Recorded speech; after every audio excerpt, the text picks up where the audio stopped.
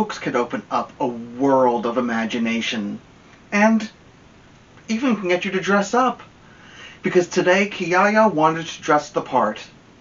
Today, because it's time to get cozy, because it's story time with Kiyaya and Daniel, we'll be sharing another very special picture book. And it was one of my nephew's favorite books also. And that book is Caps for Sale by Esphyr Slobodkina. And it's all coming to you now. Because that's right, it's time to get cozy. Because it's story time with Kiyaya and Daniel. Hi, my name is Daniel Carter, certified personal trainer through National Academy of Sports Medicine and certified nutrition coach through Precision Nutrition. So, we have your training program here, right? Now, what do we eat? The $1,000,000 question. We have protein, carbs, and fats. This is where I help you break it down. All the steps, all the coaching, right here on your phone. Add it to the top of your plan, and now you're good to go, step by step. Contact me, more information. Stories are such an important part of our lives.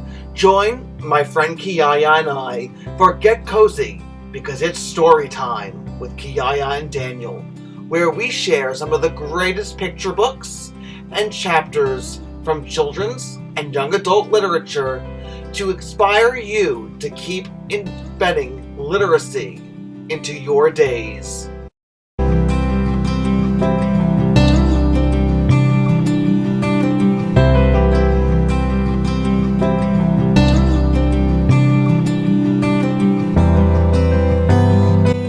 I'm Daniel, and Kiyaya and I are here to share this all with you.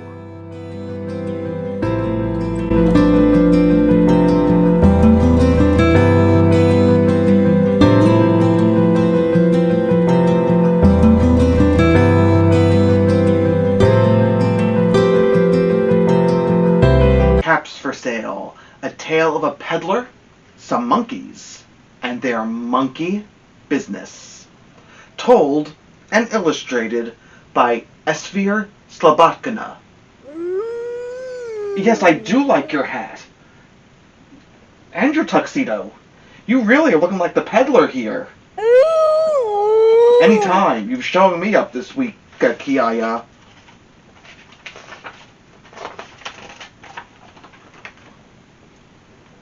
Once there was a peddler who sold caps, but he was not like an ordinary peddler carrying his wares on his back. He carried them on top of his head. First, he had on his own checked cap, then a bunch of gray caps, then a bunch of brown caps, then a bunch of blue caps, and on the very top, a bunch of red caps. He walked up and down the streets holding them very straight so as not to upset his caps. As he went along, he called, "Caps! Caps for sale! 50 cents a cap!" One morning, he couldn't sell any caps. He walked up the street and he walked down the street calling, "Caps! Caps for sale! 50 cents a cap!" But nobody wanted any caps that morning. Nobody even wanted a red cap. "I think I'll go for a walk in the country," said he, and he walked out of town, slowly, slowly, so as not to upset his caps.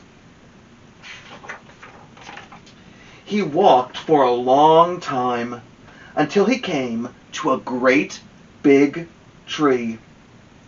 "That's a nice place for a rest," thought he. It's just an old way of speaking, Kiyaya, because this book was first written in the mid-1900s, a long time ago. And he sat down very slowly under the tree and leaned back little by little against the tree trunk so as not to disturb the caps on his head. Then he put his hand to feel if they were straight. First his own checked cap, then the gray caps, then the brown caps, the blue caps, and the red caps, on the very top. They were all there, so he went to sleep. He slept for a long time. When he woke up, he was refreshed and rested. But before standing up, he felt with his hand to make sure his caps were in the right place. All he felt was his own checked cap. He looked to the right of him, no caps. He looked to the left of him, no caps. He looked in back of him, no caps. He looked behind the tree, no caps. Then he looked up into the tree. And what do you think he saw? I don't know. We're going to find out. On every branch sat a monkey. On every monkey was a gray, or a brown, or a blue, or a red cap. The peddler looked at the monkeys. The monkeys looked at the peddler. He didn't know what to do. Finally, he spoke to them.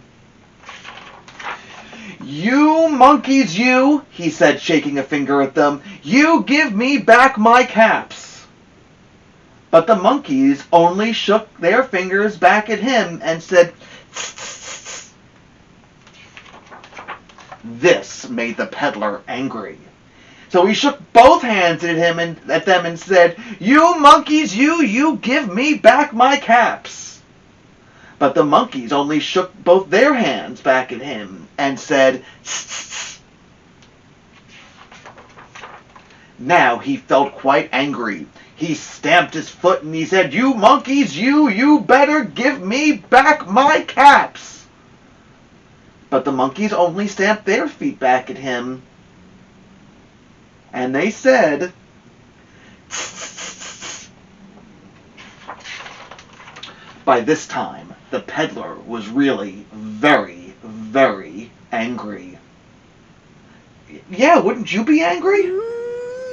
What if I took your cap? Oh, sorry. He stamped both his feet now, and he shouted, "You monkeys, you must give me back my caps." But the monkeys only stamped both their feet back at him and said, "Tss." At last, he became so angry that he pulled off his own cap, threw it on the ground, and began to walk away. But then, each monkey pulled off his cap. And all the gray caps, and all the brown caps, and all the blue caps, and all the red caps came flying down out of the tree. So the peddler picked up his caps and put them back on his head. First his own checked cap, then the gray caps, then the brown caps, then the blue caps, and on the very top, the red caps. And slowly, he went back to town calling,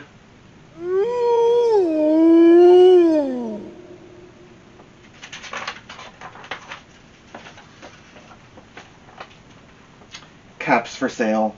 A tale of a peddler, some monkeys, and their monkey business."